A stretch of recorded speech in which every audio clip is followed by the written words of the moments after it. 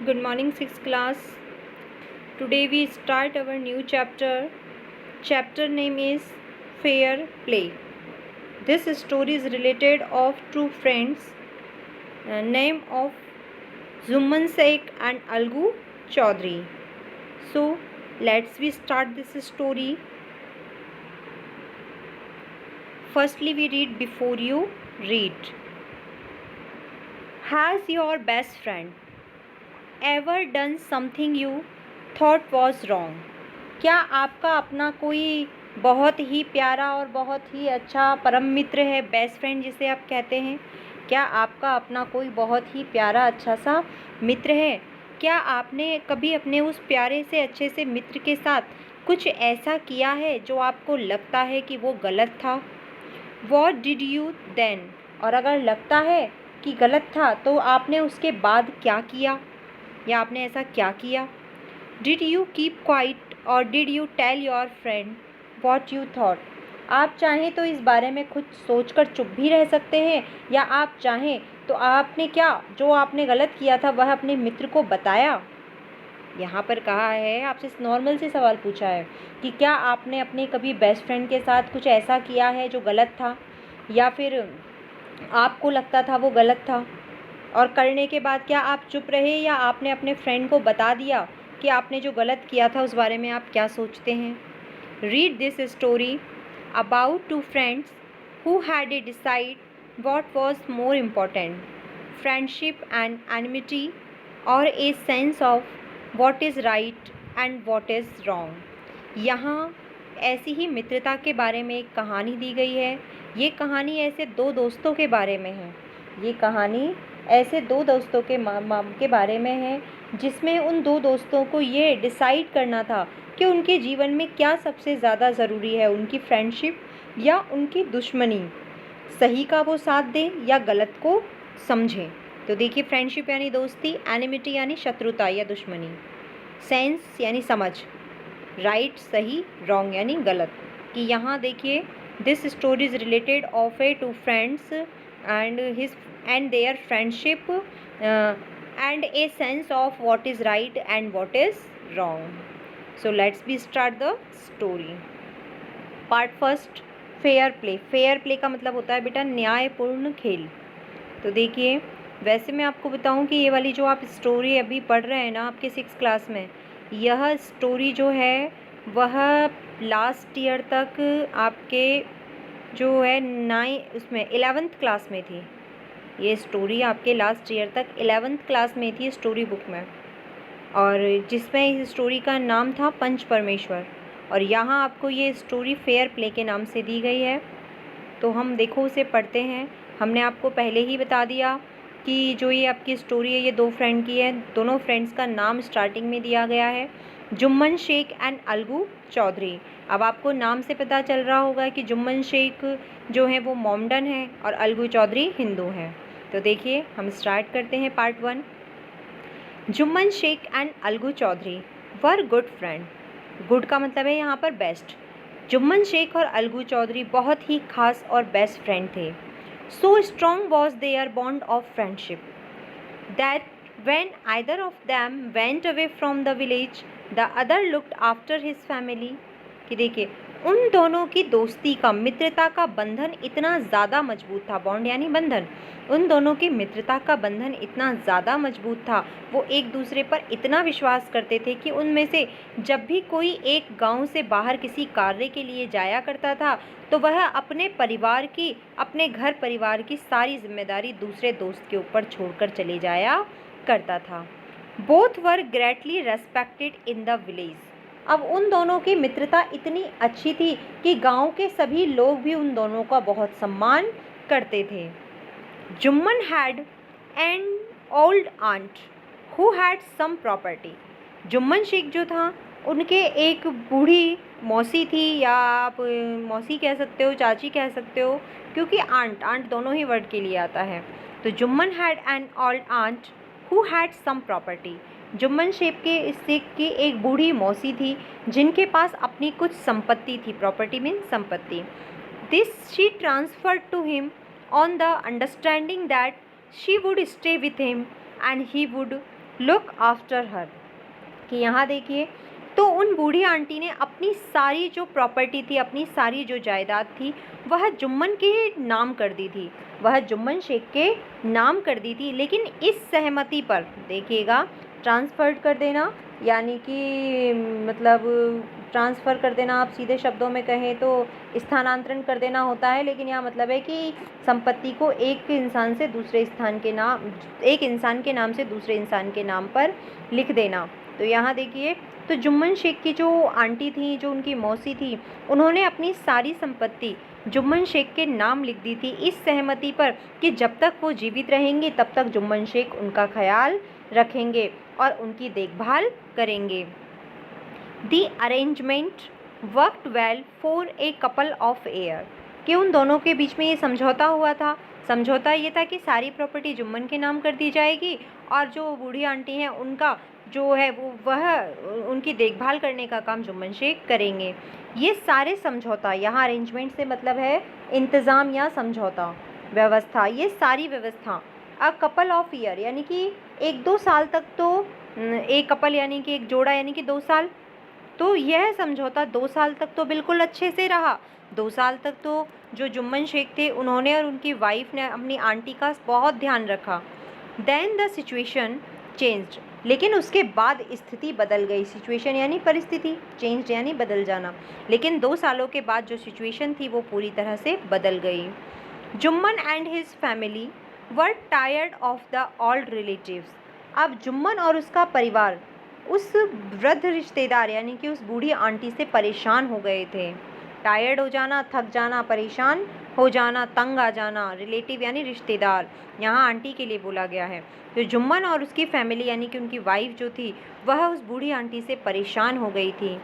Jumman become as indifferent to her as his wife, who greeted even the little food that the old lady wanted every day। अब यहाँ देखिए सबसे पहले तो ग्रज्ड, जो आपको वर्ड दिया है GRUDGED, ग्रज्ड का मतलब होता है नापसंद करना, और इनडिफरेंट का मतलब है यहाँ पर उदासीन, खुश ना होना। वैसे तो इनडिफरेंट का मतलब होता है बिल्कुल अलग ही तरीके का, इनडिफरेंट यानी कुछ भी उसमें अलग नहीं था, लेकिन यहाँ इसका मतलब है उदासीन। तो यहाँ देखिए अब जुम्मन और जुम्मन की जो वाइफ थी वह उन बूढ़ी आंटी को बिल्कुल भी पसंद नहीं करते थे, वो उनसे परेशान हो गए थे। तो यहाँ देखिए अब जुम्मन का व्यवहार भी अपनी आंटी के प्रति जो था वो दिन प्रतिदिन बिगड़ता जा रहा था, उदासीन होता जा रहा था, बुरा होता जा रहा था।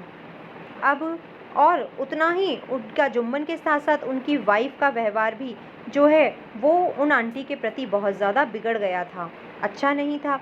उन्हें बहुत कम खाना खाने के लिए दिया जाता था, और जो कम खाना उन्हें खाने के लिए दिया जाता था उस खाने को भी देना जुम्मन की वाइफ बिल्कुल पसंद नहीं करती थी, अर्थात उन्हें बिल्कुल अच्छा नहीं लगता था कि वह बूढ़ी आंटी को खाना भी दें।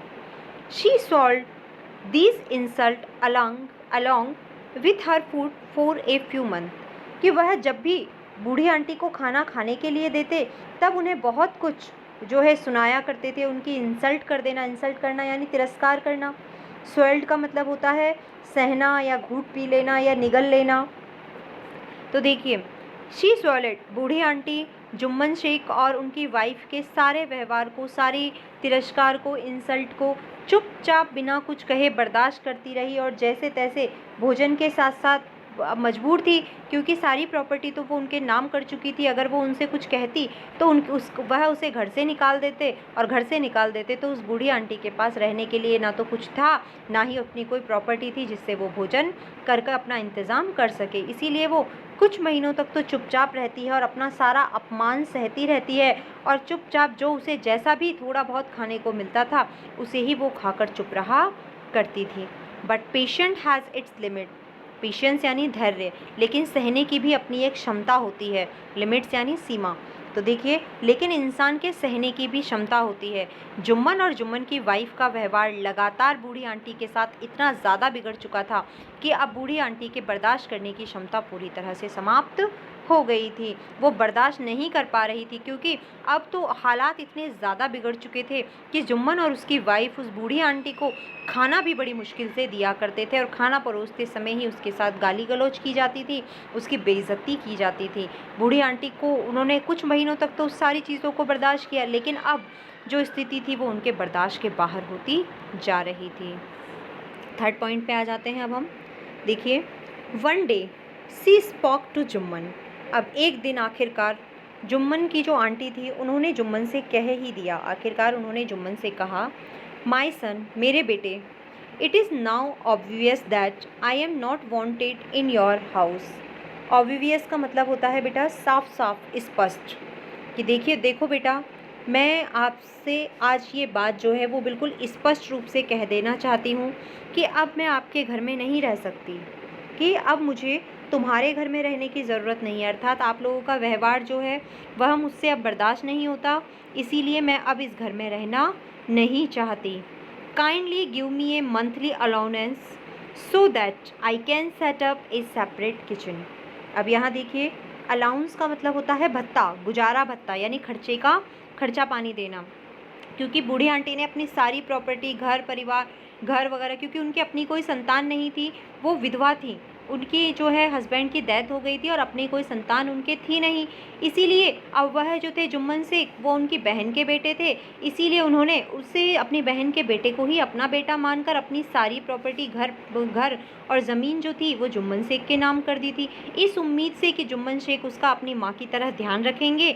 लेकिन जुम्मन शेख, जब तक वो संपत्ति उनके नाम ना हुई तब तक तो वह बूढ़ी आंटी को माँ की तरह सम्मान देते रहे, लेकिन जैसे ही सारी प्रॉपर्टी जो है वो जुम्मन शेख के नाम हो गई, वैसे ही 2 साल के बाद ही जुम्मन शेख का व्यवहार अपनी आंटी के प्रति बहुत ज़्यादा बिगड़ गया। अब तो खाना खाने के लिए देते समय भी उनके साथ बदसलूकी की जाती थी, उनकी इंसल्ट की जाती थी और उनके साथ बहुत बुरा व्यवहार किया जाता था। बूढ़ी आंटी रोती और चुपचाप सब कुछ बर्दाश्त कर लेती, लेकिन जब बूढ़ी आंटी से बर्दाश्त नहीं हुआ तब वह जुम्मन के पास आती हैं और कहती हैं, देखो पुत्र, देखो बेटा, आज मैं आपसे एक बात साफ साफ कह देती हूँ कि अब तुम्हारे घर की मुझे ज़रूरत नहीं है, या तुम्हारे घर में मेरी कोई ज़रूरत नहीं है, इसीलिए मैं तुमसे विनती करती हूँ कि तुम मुझे महीने का खर्चा दे दिया करो, जिससे मैं अपना अलग सेपरेट किचन बना लूँगी और अपने खाने पीने का इंतज़ाम मैं खुद कर लिया करूँगी, क्योंकि मुझे भोजन भी सही से नहीं मिलता है, इसीलिए अच्छा है कि तुम मुझे अपने गुजारे का पैसा दे दो, जिससे मैं अपने लिए खुद ही बना खा लिया करूँगी। My wife knows best how to run the house, be patient, said Jumman shamelessly. अब यहाँ देखिए कि जो जुम्मन है, जुम्मन बहुत बेशर्मी से कहते हैं, जुम्मन को ये बात सुनकर भी बिल्कुल भी शर्म नहीं आती है कि आंटी ने इस प्रकार की शिकायत की थी। वो सेल्मलेसली का मतलब होता है बेशर्म बन जाना, और पेशेंट का मतलब आपको पहले ही बता दिया है, धैर्य रखना, सहनशीलता रखना। और वह जैसे ही आंटी उससे ये बात कहती हैं तभी जुम्मन शेख बड़ी बेशर्मी से कहता है, मेरी पत्नी को अच्छी तरीके से पता है कि घर कैसे चलाते हैं, मेरी पत्नी बहुत अच्छे से जानती है कि घर कैसे चलाया जाता है, इसीलिए बूढ़ी आंटी ज़्यादा शिकायत मत करो और सहनशील बनी रहो, धैर्य रखो। ये बात जुम्मन शेख बड़ी बेशर्मी से कह देते हैं और कहते हैं, जो मिल रहा है, जैसा मिल रहा है अच्छा है, मेरी पत्नी अच्छे से जानती है कि घर कैसा चलाया जाता है और बर्दाश्त करना सीखो। This made this aunt very angry यानी गुस्सा। इस बात से बूढ़ी आंटी को बहुत गुस्सा आया, उन्हें बहुत गुस्सा आया। She decided to take her case to the village panchayat. उन्होंने जुम्मन को अपने तरीके से बहुत समझाने की कोशिश की, लेकिन जुम्मन ने जब अलग से खर्चा देने के लिए साफ मना कर दिया और कह दिया कि जो जैसा चल रहा है वैसा ही चलेगा, मेरी पत्नी को अच्छे से घर चलाना आता है, इससे ज़्यादा कुछ नहीं हो सकता, तब आंटी को बड़ा गुस्सा आता है और वो आखिरकार निश्चय कर लेती हैं कि मेरी जब सारी संपत्ति, प्रॉपर्टी, पैसा सब कुछ तो मैंने इसके नाम कर दिया, अब मुझे खाना भी जब सही से नहीं मिल रहा है तो मुझे इसके लिए जो है न्याय चाहिए, और न्याय के लिए मुझे गांव के पंचायत में जाना ही होगा। और उन्होंने डिसाइड कर लिया कि अगर जुम्मन आप नहीं मानोगे तो मुझे इस बात को गांव की पंचायत के सामने ले ही जाना पड़ेगा, मैं इस मामले को पंचायत तक लेकर जाऊंगी, वो डिसाइड करती हैं। तो बेटा देखो, अब तक हमने ये 3 पॉइंट्स पढ़ लिए हैं, आज के लिए इतना ही। नेक्स्ट डे जो है हम हमारे इसके 4th पॉइंट से स्टार्ट करेंगे। होप दैट अब तक के चैप्टर पोइम्स आपकी कंप्लीट हो गई होगी और आप लोगों ने जो है वो मीनिंग्स वगैरह या क्वेश्चन आंसर्स वगैरह सारे कंप्लीट कर लिए होंगे और आप सारा वर्क अपनी नोटबुक में सही से कर रहे होंगे। आज की भी आपकी स्टोरी बहुत अच्छी स्टोरी है ये, इसमें कोई ख़ास मीनिंग नहीं थे आपके, लेकिन आप अपने जो ये स्टोरी है इस स्टोरी को रिवाइज़ कर लेना और जो थोड़े बहुत इसमें मीनिंग जो मैंने आपको स्टार्टिंग से बताए हैं, जैसे कि कपल यानी जोड़ा, जो ए कपल ऑफ ईयर यानी कि 2 साल हो गए, और इनडिफरेंट यानी उदासीन, और इसके अलावा एक वर्ड और आपको मैंने बताया था जो था ग्रज्ड यानी नापसंद करना, स्वेल्ड करना यानी सहन करना, पेशेंट यानी पेशेंस रखना यानी कि धैर्य रखना, सहन शक्ति रखना, और सिचुएशन यानी परिस्थिति, और इसके अलावा देखिए लुक आफ्टर करना यानी देखभाल करना, बॉन्ड मीन्स रिश्ता, ऑबिवियस मतलब स्पष्ट रूप से, अलाउंस यानी गुजारा भत्ता, सेटअप करना यानी शुरुआत करना, सेपरेट यानी अलग, और पेशेंट का मतलब होता है सहनशील बनना, शेमलेसली यानी बेशर्मी ढंग से, डिसाइड करना यानी निर्णय ले लेना, और टू टैक यानी कि लेकर जाना। तो ये वर्ड आपको मैंने सारे फिर से आपको एक बार रिपीट कर दिए हैं। इन सभी को आप अपनी कॉपी में कर लेना और उन मीनिंग्स को लर्न भी कर लेना।